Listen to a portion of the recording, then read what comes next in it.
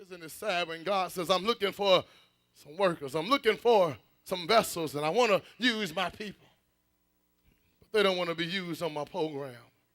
I bless them, but now that they've got their blessing, they don't want to be used on my program. I've done miracle after miracle for them, but now that they've got their miracle, now that they've got delivered, now that they've been set free, now that things are going well and fine in their life, that they don't need me on their program. I'm just looking for some willing workers that's willing to be used on my program. The text says that they went out and they sought for her and said, we need you to provide service to the king. And with no question, she says, I'm an available vessel to be used on the king's program.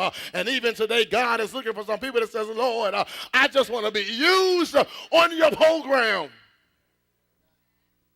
But then the text says, not only did she serve at the request of others, she served to provide warmth for others. The text says that she served to provide warmth for others. Verse 2 says, find someone willing to serve that the king may be warm. Every now and then, you ought to do a good deed simply because it's good to do a good deed. Every now and then, you ought to do a good deed just because it's going to put a smile on somebody's face. Every now and then, you ought to be kind just because it's good to be kind. It says, no strings attached. I don't want anything back from you. I just want to be a servant on God's program. I'm not looking for no recognition. I don't need no award. I don't need no gold-plated watch. I don't need anything. I just want to be used on the Lord's program. I just want to be a servant on the Lord's program. The text says, find someone willing to serve that the king's heart may be warmed. And every chance you get to do a good deed, every chance you get to put a smile on somebody's face, every chance you get to bring a happy day to somebody, you ought to seize that moment to warm somebody's spirit. Because you want to know why so many people walk around sad. Like they've been chewing on sour grapes with razor blades in the middle. Because nobody takes time out to do a kind deed. We're so busy in our own world, our own lives, our own agendas, our own schedules that we don't have time just to pause and say good morning, pause and say how you're doing, pause and say, you go ahead, I'm not that big of a rush, you go ahead and get in line in front of me. And we just ought to pause every now and then and just do a kind deed. Put a smile on somebody's face, because you never know the kind deed that you do today, the impact it will have on somebody later on. I shared at 7:30, story is told of a young man who was in school and was getting ready to empty his locker. So on Friday, he went and he took all his books out and was getting ready to head home. As he was heading home, the books were over his head, and he dropped the books, and another young man comes along and said, can I help you? He said, are you walking home? And the first young man said, yes, I'm walking home.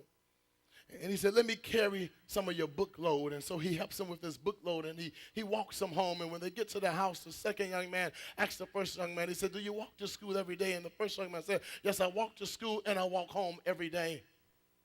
Second young man said, well, I walk home also, and so let's agree that on Monday I'll meet you at your house, and every day we'll walk together to school and home. And this went on for years. The first young man, he grew up and became quite successful. He received an award, and in the midst of receiving this award, he gave a thank you, and he said, I want to thank my best friend. He didn't know it at the time, but on that Friday I was clearing out my locker so I could go home and commit suicide.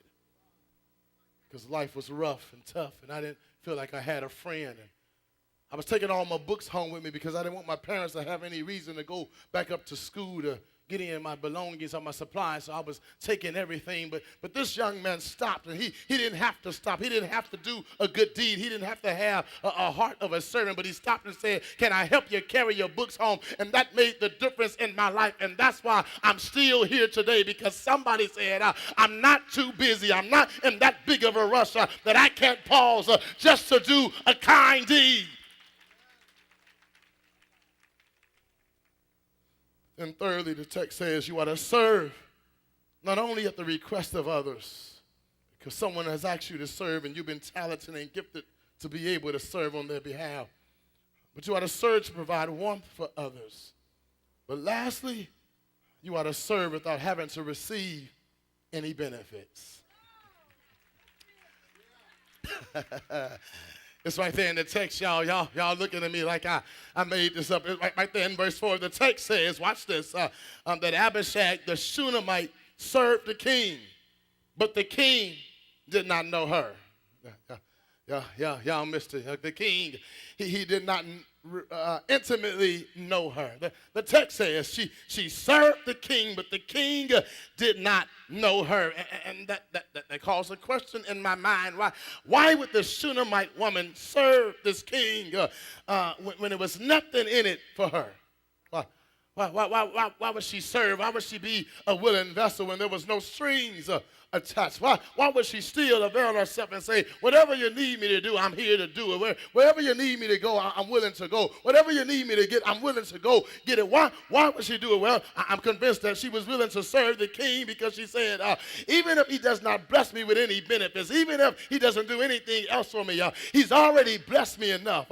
When he pulled me in his presence, that was enough right there. And somebody, that ought to be your testimony that says, even if God doesn't do anything else for me, when he pulled me into his presence, that's enough for me to praise him. That's enough for me to worship him. That's enough for me to throw up my hands. That's enough for me to love on him. That's enough for me to worship him. That's enough for me to serve on his program. That's enough for me to say, whatever you want me to do, wherever you want me to go, you've already blessed me enough. The Shunammite woman understood. She said, I'm a Shunammite, not an Israelite, but he chose me nonetheless.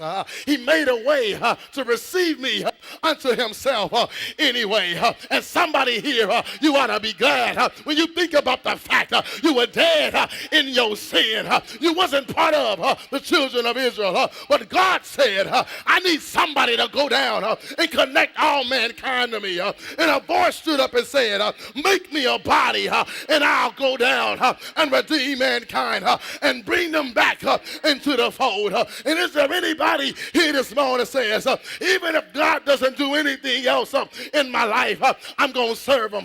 If I never get a brand new car again, I'm going to serve him. If I never have a house on top of a hill, I'm going to serve him.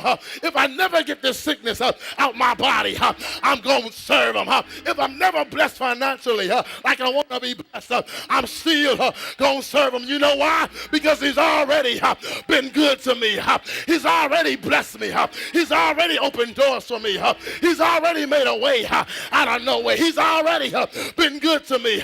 He already woke me up this morning. He already put food on my table. He already put clothes on my back. He already gave me a roof over my head. So God, if you don't do anything else, I'm still going to praise you. Still gonna worship you. I'm still gonna serve you. I'm still gonna trust you. I'm still gonna love you. I'm still gonna say yes. I'm still gonna go. I'm still gonna do. If you don't do anything else, I'm still gonna serve you. Is there anybody here this morning that's your testimony?